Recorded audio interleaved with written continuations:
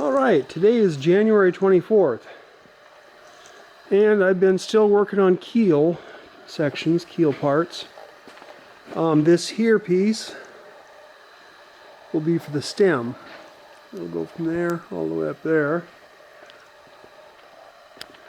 And this piece is the start of what'll go to the transom. I got the shaft log bottom just sitting there, and the top of the shaft log is here. Now this one I ran using the dado head on my table saw to run this through, and it worked fairly well, but still not perfect. It's such a big heavy piece of wood. Running it through the saw, you tended to, it would stick and push and stick and push, and so it had some little waviness inside here. Not that that was a real big deal. I'm anticipating having a 2-inch shaft. Designer called for a 1/2 inch larger than your shaft, so I went 2 3/4 inches. So it doesn't really matter. This is never going to get seen again once this gets sealed up, but it'll need to be epoxy coated, and then the shaft, propeller shaft, will run through there. But that's the top part. It needs to get glued on there after I get the inside of the shaft log done. I've got one coat of epoxy on this bottom part of the shaft log, and I think I mentioned this the other day. I had some problems running my saw through here, and the saw cut too deeply. Since this piece was way too big to run through the table saw, of course, I used a circular saw to cut this out and just made strips. There's the pile of strips down there. But anyway, so it made kind of made a mess out of the bottom. It just didn't work real well. So I put some thickened epoxy in the cutouts, the bad spots, and a regular coat of non-thickened epoxy soaked into it first. And I'll put another coat or two on here, and then 2 or 3 coats on that one too, because that will have salt water on it. What else have I been doing? I guess not a whole lot.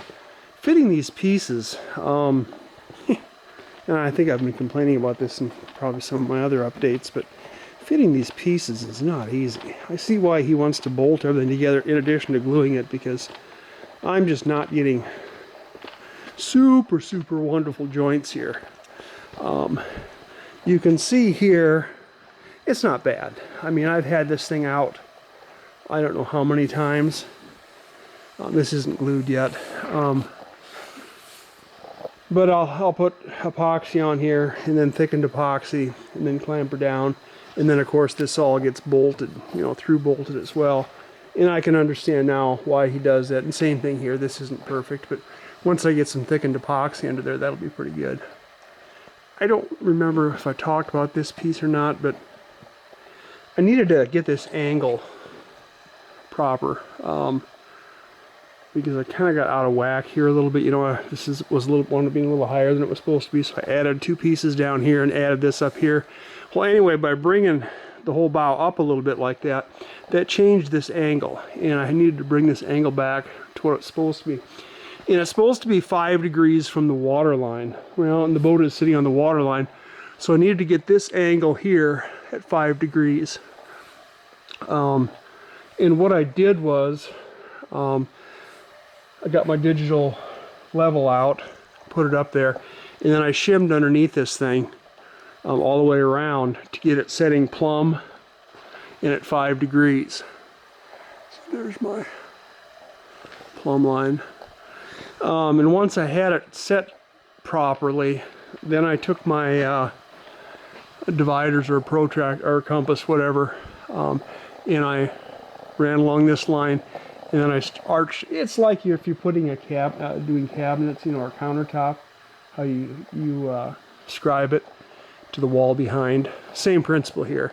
Just follow this line along here at the point where it's the widest, and then you scratch along the whole thing. I did that on both sides. They gave me a couple lines here to work off of to get this edge where it needed to be, to put that at 5 degrees.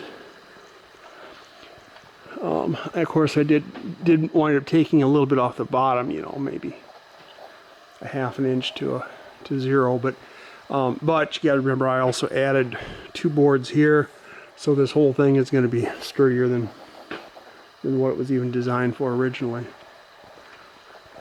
So that should work all right. But it's slower going. It's, you know, we're getting close to February. I had hoped to have the keel done by the 1st of the year, by the 1st of January. Well, I didn't expect to have everything done, but I expected to have the, you know, most of it done. But some of these smaller pieces now should go a little faster. But there's also only so much you can do. Like today here, I laid up 2 of these today. This stem needs 7 pieces, so I need 3 more on here. And then this thing needs 3 more. This is the angle of the, see those back there? I cut those already. Well, I had the saw set. I decided to cut all 5 of these boards right away to the proper angle. That way they wouldn't be off at all. And then I'll just line those up underneath here as I go. Yeah, I'll probably flip it over and do it from the other side. But anyway, those 5 are cut to that angle. And then there's a whole bunch that go underneath it yet. And what that does is it creates, it's a big wedge piece that starts here and comes up back there and then goes out a little farther beyond the, oh, whatever you call this back here, the prop aperture, or I don't know, that's where the propeller will be though, right back here. Anyway, this comes out, this will come out above it, you know, a couple feet or whatever that is. And then the transom will come back up and go up that way. Yeah, I had to do some thinking on this stuff here too, because I wasn't quite sure what to do here. From what he shows in the plans,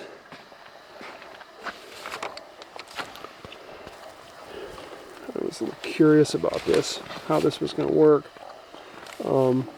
This is the piece that I'm laying up right now, the piece of the keel that I'm laying up right now. That's going to be a little notch, and that's the stuff behind it. And it looks like he's showing, this is it 6, 7, 8, 5, 9 inches, something like that, thick here. It looks like he's going almost halfway down, but if you look at the actual keel dimensions, he shows it as being only one board down. And this little notch right here, that's where the planking on the transom goes. So this right here is transom planking. And he's showing that as 2.5 inches. Well, I'm not going to be... So I think I'm going to be planking initially with 1.5 inch and then putting plywood over top of it. So I made this this notch here at 1.5 inch. So the planking will lay flush in there. And then this piece here, instead of being 2.5 inches, will be 3 inches that this knee rests up against. Yeah, that had me wondering just a little bit how things were going to go there. Trying to figure out these dimensions. And the way it sounds, this thing gets framed up.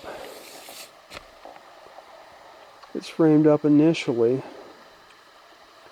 and you drop it in place and attach it to the knee then. And of course the planking comes around the outside edges.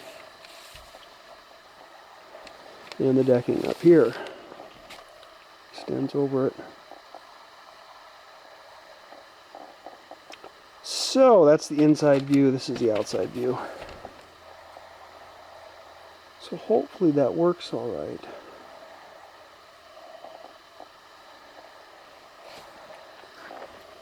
I hope. But we're working on this piece now.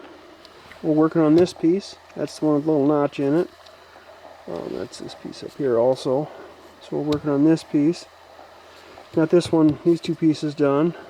So really, this one will be done in a couple days. This one will take a little longer because it's simply so many layups, so many layers. But then we got the knee to make. I haven't started on this knee yet, but and that'll be it for keel components.